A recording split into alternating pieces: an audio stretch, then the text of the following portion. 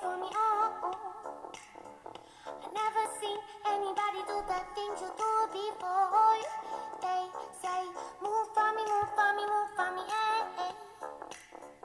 And when you're done, I make you do it all again.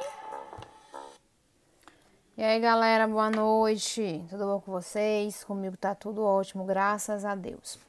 Vamos dar continuidade aqui a nossos conteúdos e hoje nós vamos falar sobre hanseníase e tuberculose, tá? São duas doenças que na atenção primária, né, nós temos programas específicos para o combate, tratamento e prevenção dessas duas doenças, certo? Mas para a gente trabalhar esses programas, a gente precisa primeiro entender o que é cada uma das doenças, tá? O que eu trouxe para vocês aqui, tudo está dentro, todas essas informações estão dentro do programa, tá? De hanseníase e tuberculose, tá bom? Então a gente vai estudar o programa, ao mesmo tempo que nós vamos estar estudando o que é cada doença, tá bom? Aqui eu trouxe para vocês duas imagens, né, que nos remetem aos dois programas. Então nós temos o programa de hanseníase e o programa de tuberculose, tá? Esses dois programas, eles têm o intuito de orientar a população com relação ao contágio, à forma de transmissão, aos sinais e sintomas, ao diagnóstico, ao tratamento, tá?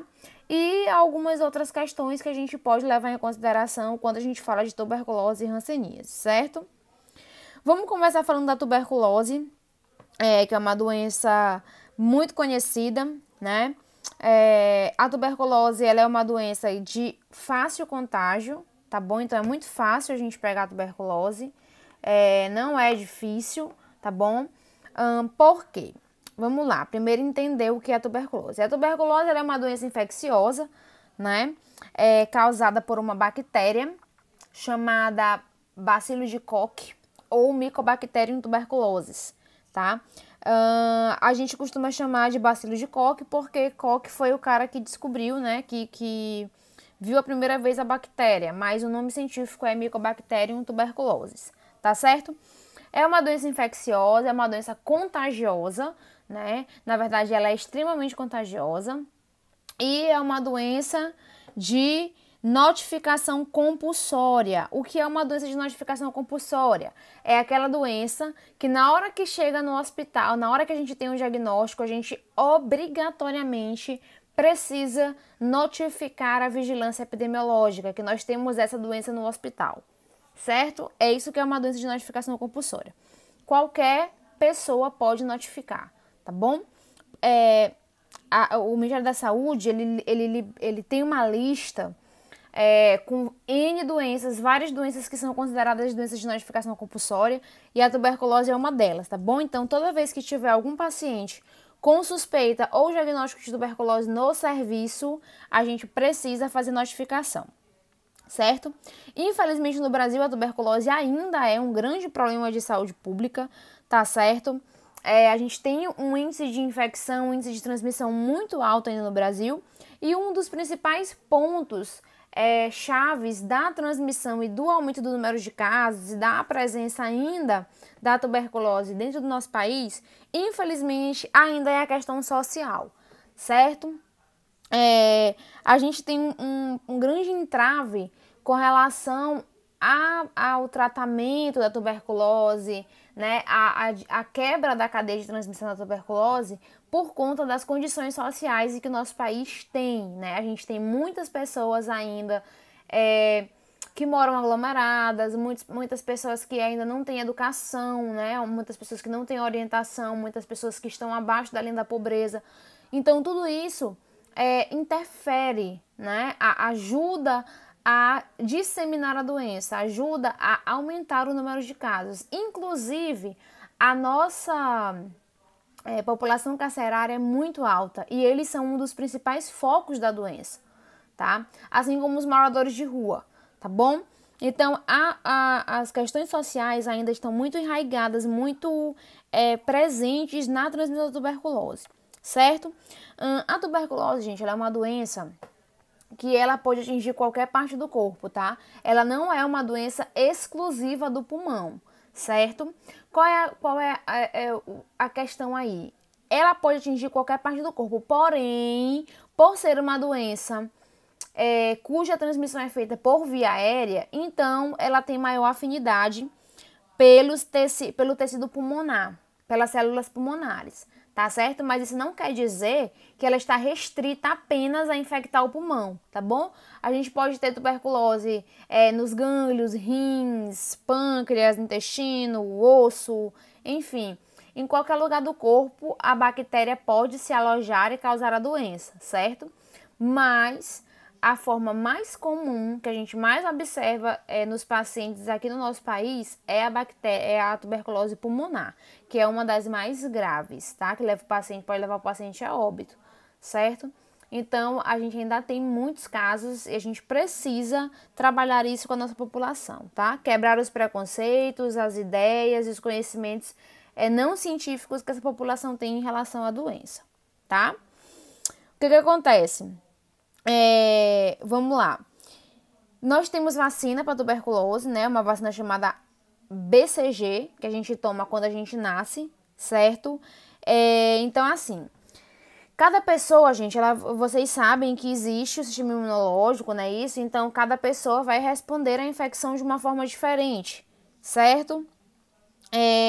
Então, o que acontece? Vamos voltar lá naquela aula sobre o processo de saúde e doenças, fatores relacionados, lembra? Fator econômico, fator social, fator educacional, né? Enfim. Eu vou jogar a pergunta para vocês. Vocês acham que uma pessoa que ela vive em condições precárias, né, de moradia, de alimentação, vive abaixo da linha da pobreza, é uma pessoa que mora numa casa que tem 10 pessoas juntas, que não tem o que comer, né, que não tem uma higiene adequada, ela está mais suscetível a contrair a tuberculose ou ela está mais resistente a contrair a tuberculose? Claro que ela vai estar mais suscetível, não é isso? Por quê? Por conta das condições de moradia, de saneamento básico, de alimentação, né? De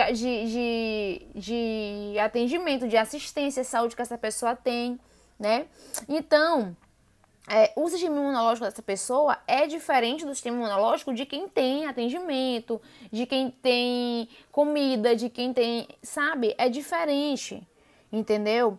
Então, a pessoa que está nessa situação de precariedade, tá? Que tem as condições de saúde dificultadas, tem as condições de saúde atrasadas, elas estão mais suscetíveis, o sistema imunológico está mais aberto, mais suscetível a contrair a doença, certo?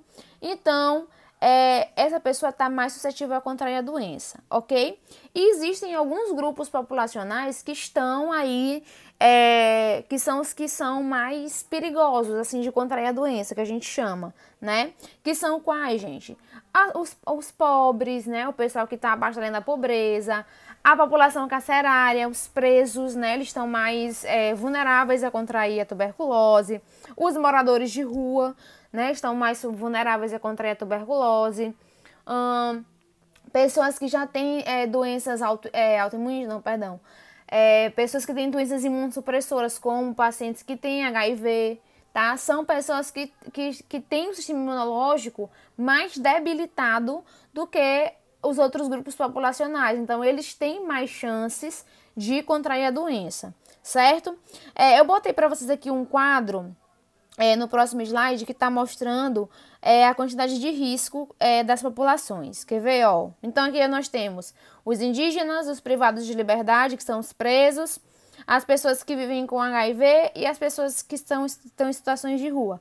Aqui eu trouxe para vocês o risco, né, e a quantidade de casos que nós temos, de novos casos que nós temos para essas populações. Então, nós temos aqui os índios, a população indígena, né? A população indígena tem 3 vezes, né, o risco aumentado, então tem 3 vezes mais chances de contrair a doença do que qualquer outra população. E a carga de casos novos, ou seja, os casos novos que surgem estão na faixa de 1%, tá?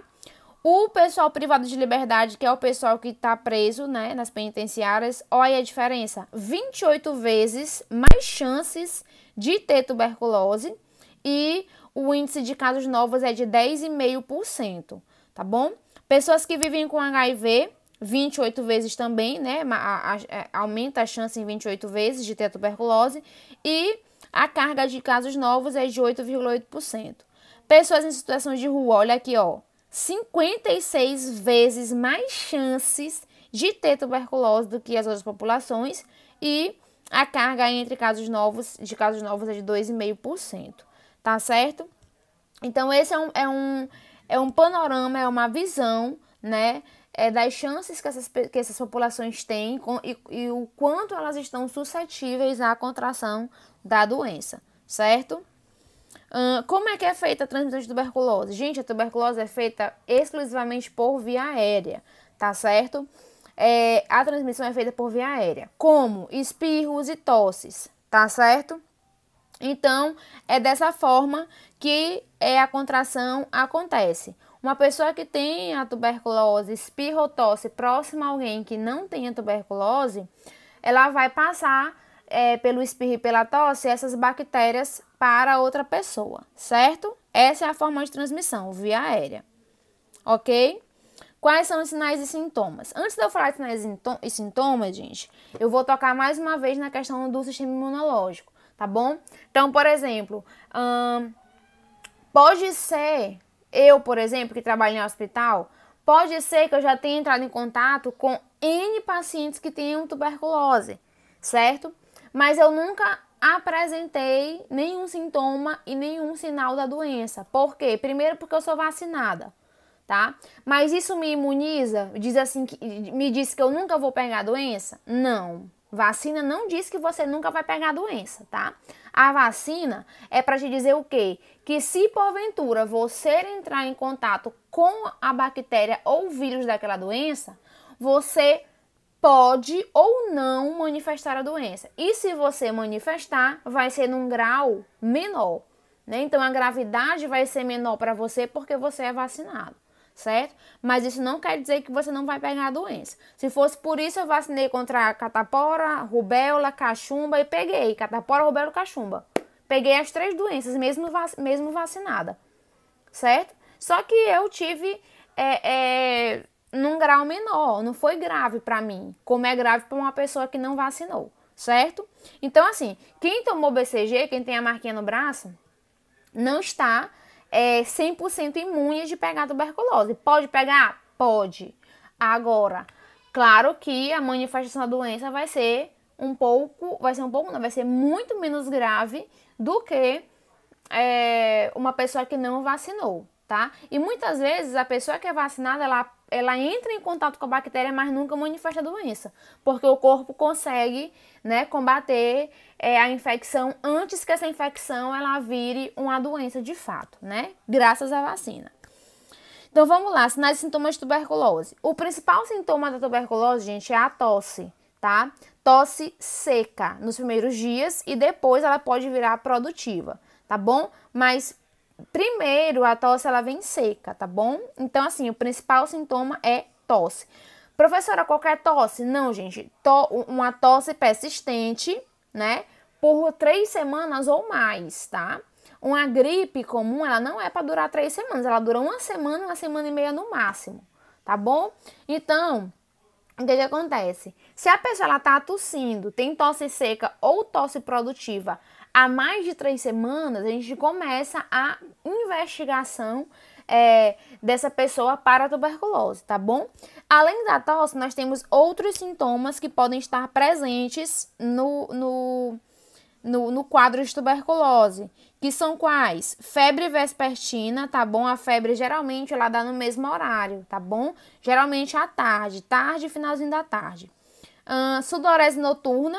Sudorese, gente, é excesso de suor, tá bom? É um suor, assim, excessivo que você olha pra pessoa, parece que você jogou um balde d'água em cima da pessoa, tá bom? E geralmente essa sudorese acontece à noite, certo? Emagrecimento, isso aqui acontece em quase que 100% dos casos, tá bom? A pessoa emagrece muito, tá? E cansaço e fadiga, claro, a pessoa tá com o pulmão, né? Com o pulmão danificado, claro que ela vai sentir cansaço, falta de ar, fadiga, né? Então, para recapitular, além da tosse, que dura mais de 3 semanas, né? Nós temos cansaço e fadiga, sudorese noturna, febre vespertina e emagrecimento como sinais da, sinais da tuberculose, tá? Como é que é feito o diagnóstico de tuberculose? Gente, o diagnóstico de tuberculose ele é feito por um exame chamado baciloscopia, tá bom? Baciloscopia. O nome do exame é baciloscopia. A baciloscopia, a função dela é encontrar a bactéria, tá bom? A baciloscopia da tuberculose é feita através do exame de escarro, certo? Como é que funciona esse exame de escarro? O escarro ele é coletado em 3 amostras, certo? Em dias diferentes, certo? Em dias alternados. Vai colher a primeira amostra de manhã cedo, antes de escovar o dente, certo? O paciente ele faz a força para tossir e cospe, escarra dentro do potinho, é a primeira amostra. No segundo dia, a mesma coisa, e no terceiro dia, a mesma coisa, certo? Faz essas 3 coletas, e a partir desses 3 potes de escarro, nessa secreção que está dentro do pote, o pessoal do laboratório procura, né, a presença da bactéria. Por isso o nome chama-se baciloscopia, tá? Procurando a bactéria, certo? E aí, quando a baciloscopia ela dá um resultado inconclusivo, né? Porque pode acontecer de dar inconclusivo, a gente tem os exames de imagem, que são exames complementares, como o raio-x, a tomografia, por exemplo, que podem ser feitos juntos com o exame da baciloscopia, só para garantir que o diagnóstico foi feito da forma correta, tá bom?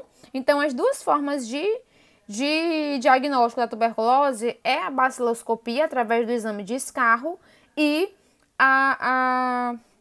os exames de imagem, que são os raios-x e a tomografia, certo? Nós também temos um teste que é chamado de PPD, que é o teste a prova tuberculínica ou teste tuberculínico, certo?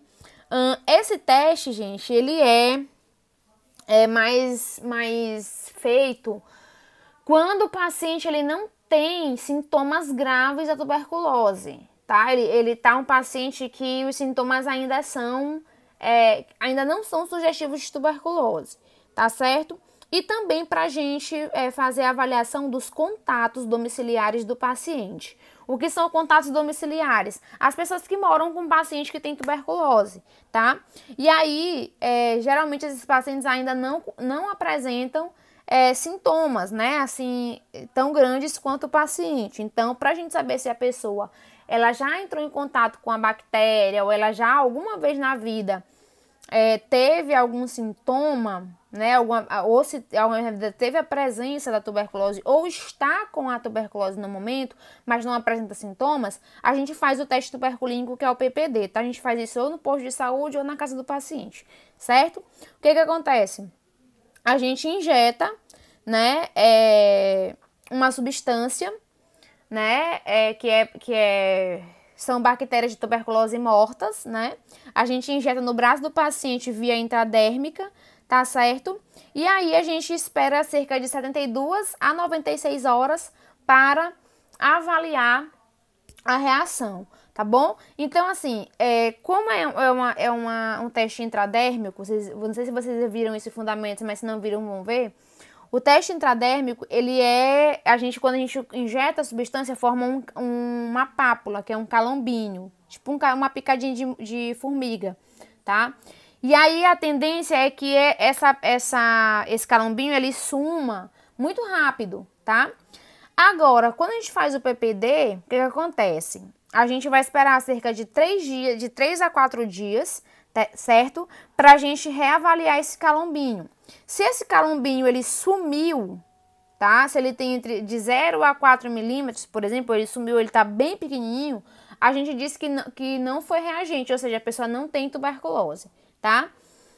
De 5 a 9 milímetros a gente chama de reator fraco, e precisa ser investigado com outros exames.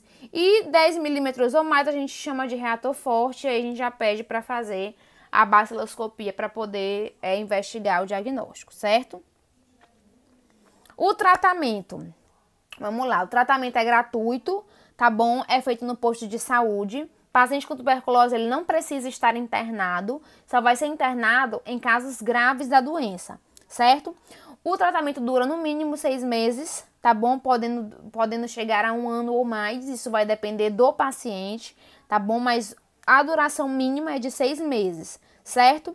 A medicação é fornecida no posto de saúde e a gente conhece o tratamento de tuberculose e hanseníase como TDO, que é o tratamento diretamente observado, tá certo? Que é o quê?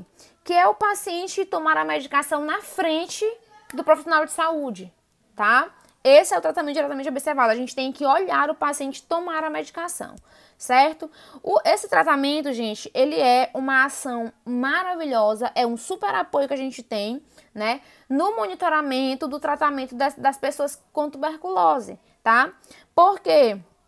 Porque a gente tá vendo o paciente tomar a medicação. Tem paciente que esquece, tem paciente que não toma, tá? Então, por isso a importância de fazer o tratamento diretamente observado, né? Que a gente chama do paciente tomar a medicação na nossa frente. Agora, pra gente fazer isso, gente, a gente precisa falar com o paciente de forma educada, de forma humanizada, certo? Nós temos 4 antibióticos que são administrados, que o paciente toma via oral, tá certo? Que fazem parte do tratamento para a tuberculose, né? Que é o esquema básico de tratamento contra a tuberculose. Quais são as 4 medicações? Rifampicina, isoniazida, etambutol e pirazinamida, tá certo?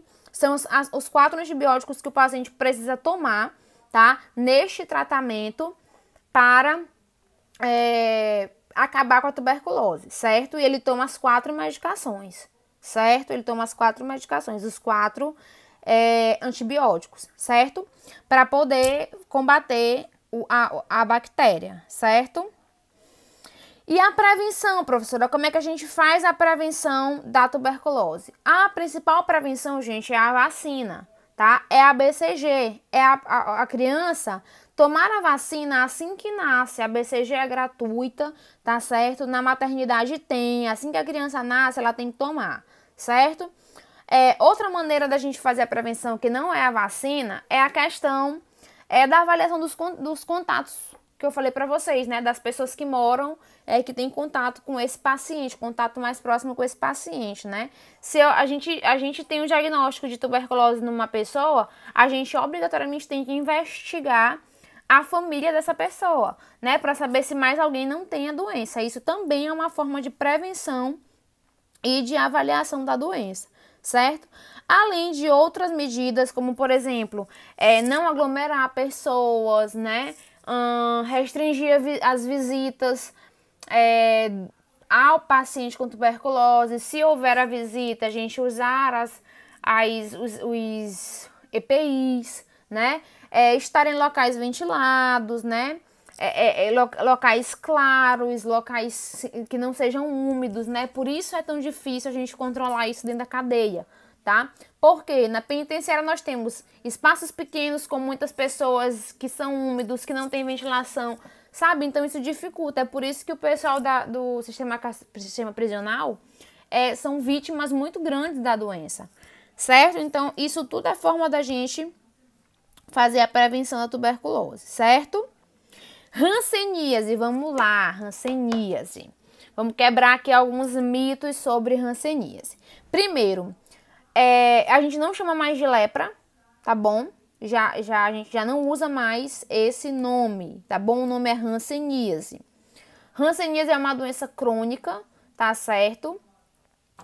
E também é transmissível, tá bom? Hanseníase transmite, certo?